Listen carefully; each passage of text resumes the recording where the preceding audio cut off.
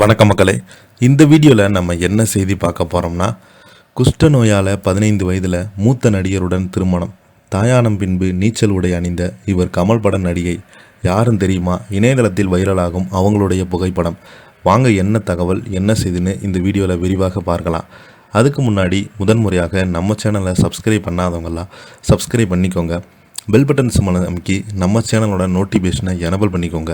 நாங்கள் போடுற வீடியோ எல்லாமே உங்களுக்கு உடனுக்குடனே வந்து சேரும். வாங்க என்ன தகவல் என்ன செய்துன்னு இந்த வீடியோவில் விரிவாக பார்க்கலாம். நடிகர் கமலஹாசனுடன் ஒரே ஒரு தமிழ் படத்தில் நடித்து இந்த நடிகை அந்த படத்தில் இளவரசி கேரக்டரில் நடித்து அசத்திருப்பாங்க. இவங்க யாருன்னு தெரியுமா?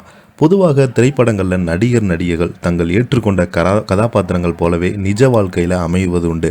அப்படி ஒரு வாழ்க்கையில் அனுபவித்து ஒரு நடிகையுடைய கமலஹாசன் ஒரே ஒரு தமிழ் படத்தில் நடிச்சிருந்தாங்க. அந்த நடிகை பெயர் டிம்பிள் கபடியா. பாலிவுட் சினிமாவில் முன்னணி இயக்குனராக ராஜ் கபூர் 1973ஆம் ஆண்டு இயக்கிய பாபி என்ற திரைப்படத்தில் அவர் மகன் ரிஷி கபூருக்கு ஜோடியாக நடிக்க வைத்தாங்க.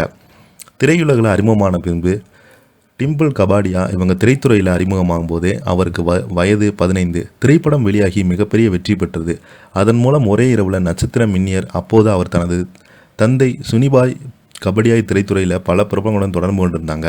12 வயதில் குஷ்ட நோயால் பாதிக்கப்பட்ட அவங்க அதன் பிறகு பாபி படத்தில் நடிச்சிருக்கிறாங்க.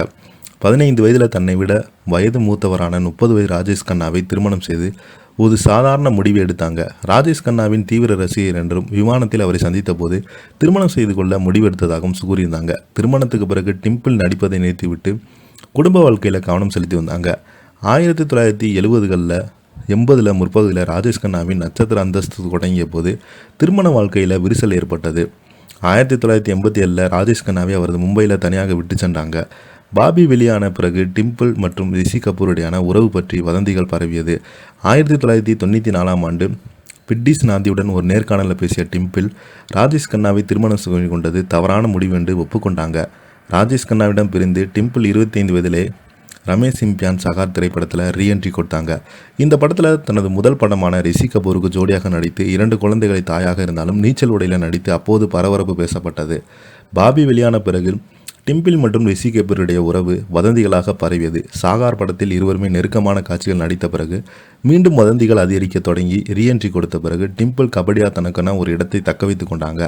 இன்றும் தனது சக்தி வாய்ந்த நடிப்பின் மூலம் மக்களை கவர்ந்து வராங்க. பாலிவுட்டில் பல திரைப்படங்கள் நடித்த டிம்பிள் கபடியா தமிழில் கமலஹாசன் நடிப்பில் வெளியான விக்ரம் படத்தில் இளவரசி கேரக்டரில் நடிப்பது இதுதான் அவரது தமிழில் நடித்த ஒரே படம். இப்போ பார்த்தீங்கன்னா இவங்களுடைய செய்தி தான் சோசியல் மீடியாவில் வைரலாகிட்டு வருது. இதை பற்றி நீங்கள் என்ன கீழே உள்ள கமெண்ட் பாக்ஸில் மறக்காமல் பதிவிடுங்க.